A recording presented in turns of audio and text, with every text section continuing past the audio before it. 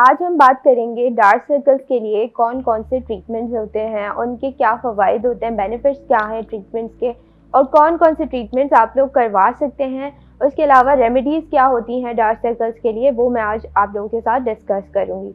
तो सबसे पहले डार्क सर्कल्स के लिए अगर नॉन इन्वेसिव ट्रीटमेंट देखा जाए तो कार्बन पील है। कार्बन पील के अलावा नैनोशोर है, पिकोशोर है और फिब्रोब्लास्ट थेरेपी है।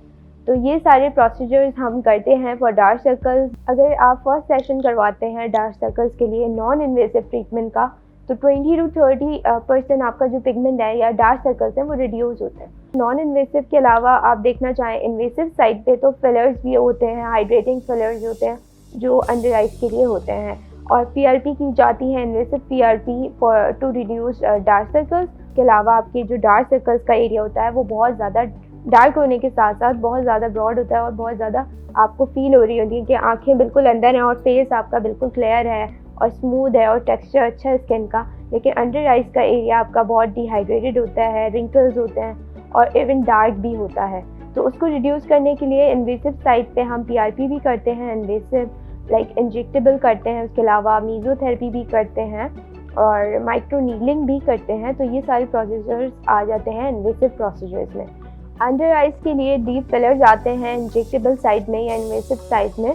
तो डीप भी आते हैं और फाइन फिलर्स भी आते हैं, डिपेंड करता है अंडर आइज की कंडीशन क्या है, डार्क सर्कल्स किस तरह से प्रोमिनेंट है और स्किन कंडीशन क्या है। तो डॉक्टर की प्रिस्क्रिप्शन पे मैटर करता है, यानी डॉक्टर जो आपको सजेस्ट कर रहा है आप वो फिलर्स करवा सकते हैं। और इसके अलावा बहुत सारे इंजेक्टेबल प्रोसीजर्स आते हैं जो कि मैंने आपको बताया है, मीज़ोथेरेपी है और इसके अलावा इंजेक्टेबल पीआरपी है। तो उससे भी आपके डार्क सर्कल्स रिड्यूस हो जाते हैं, यानी जो फिलर या बोटॉक्स की साइड पे नहीं जाना चाहते तो वो ये करवा सकते हैं, मीज़ो भी करवा सकते हैं और इंजेक्टेबल पीआरपी भी। पीआरपी में प्लाज्मा जो रिच प्लाज्मा होता है उससे फिल किया जाता है अंडर आइज के एरिया को और वो डे बाय डे लाइटन करता है, सेशन टू सेशन लाइटन करता है अंडर आइज को। मीज़ोथेरेपी में हमारे पास डिफरेंट कॉकटेल्स होते हैं, हाइलोनिक एसिड होता है और डीएनए सैल्मन गोल्ड सीरम्स होते हैं, वाइटनिंग सीरम्स होते हैं जो कि हम अंडर आइज को लाइटन अप करने के लिए यूज़ करते हैं। मीज़ोथेरेपी के सेशंस 2 to 3 रिक्वायर्ड होते हैं to get the desired results, लेकिन पेशेंट टू पेशेंट वेरी भी करता है। तो मीज़ोथेरेपी भी करवा सकते हैं डार्क सर्कल्स के लिए। और ये सारे प्रोसीजर्स हैं इन्वेसिव साइड और नॉन इन्वेसिव साइड पे मैंने आपको बताया पिकोशोर, नैनोशोर एंड कार्बन पील। तो ये सारे प्रोसीजर्स आप करवा सकते हैं डार्क सर्कल्स के लिए। डिपेंड करता है आपके डार्क सर्कल्स की कंडीशन क्या है और डॉक्टर आपको फिर उसी हिसाब से सजेस्ट करता है आपके लिए एक आइडियल और परफेक्ट ट्रीटमेंट। अब बात करते हैं रेमेडीज़ की। रेमेडीज़ में काफ़ी होम रेमेडीज़ आती हैं जो कि डार्क सर्कल्स को रिड्यूस करती हैं।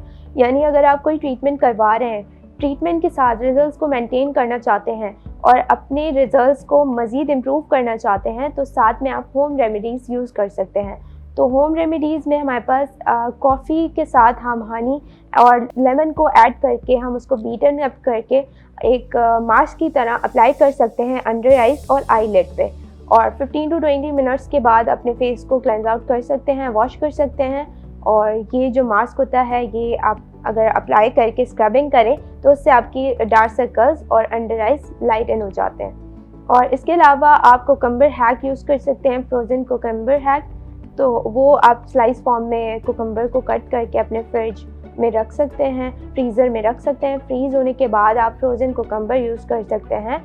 एवरी डे भी आप 15 to 20 मिनट्स ये हैक कर सकते हैं। उससे आपकी अंडर आइज का जो एरिया होता है वो हाइड्रेट हो जाता है, आईलिड हाइड्रेट हो जाती है।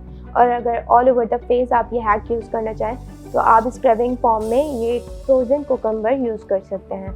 और इसके अलावा काफ़ी अंडर आई मास्क आते हैं तो वो आप अप्लाई कर सकते हैं अपने अंडर आइज एरिया को हाइड्रेट करने के लिए, स्किन को हाइड्रेट करने के लिए और अपने कोलेजन को बूस्ट करने के लिए। यानी अगर आपके अंडर आइज एरिया काफ़ी ज़्यादा मतलब डीप है तो उसको मतलब एक हाइड्रेशन प्रोवाइड करने के लिए। अगर आप लोग मॉइस्चराइज़र यूज़ करते हैं, एक अच्छा मेडिकेटेड मॉइस्चराइज़र है आपके पास और अपने अंडर आइज़ को भी मॉइस्चराइज़ करते हैं किसी अच्छी आई क्रीम के साथ, आईलॉक्सिल आई क्रीम भी यूज़ कर सकते हैं, उसके अलावा रियल बैरियर की भी, तो वो डीपली आपकी स्किन को हाइड्रेट नहीं करता, मॉइस्चराइज नहीं करता, यानी सिर्फ डार्क सर्कल्स पे अच्छे से वर्क नहीं कर रहा होता। तो आपको चाहिए कि पहले आप एक ट्रीटमेंट करवाएं डार्क सर्कल्स के लिए, फिर उसके बाद मेंटेनेंस के लिए ये आई क्रीम्स यूज़ करें। सिर्फ आई क्रीम पे डिपेंड ना करें, ट्रीटमेंट के साथ ही डार्क सर्कल्स ट्रीट हो सकते हैं, आहिस्ता आहिस्ता रिकवर हो सकते हैं, लाइटन अप हो सकते हैं, रिड्यूस हो सकते हैं। तो सिर्फ आप आई क्रीम या फिर किसी भी सीरम पे डिपेंड ना करें। आप ट्रीटमेंट के साथ अपनी मेंटेनेंस के लिए अंडर आइज़ के लिए एक अच्छी आई क्रीम यूज़ कर सकते हैं, लेकिन सिर्फ आई क्रीम पे डिपेंड नहीं कर सकते। अगर आप लोगों के भी डार्क सर्कल्स हैं और आप लोग चाह रहे हैं एक अच्छा ट्रीटमेंट, तो आप लोग हैश क्लिनिक्स विज़िट कर सकते हैं। और इसके अलावा या स्किन या हेयर से रिलेटेड अगर आपको कोई इश्यूज़ फेस हो रहे हैं तो आप लोग हैश क्लिनिक्स विज़िट करें। Thank you.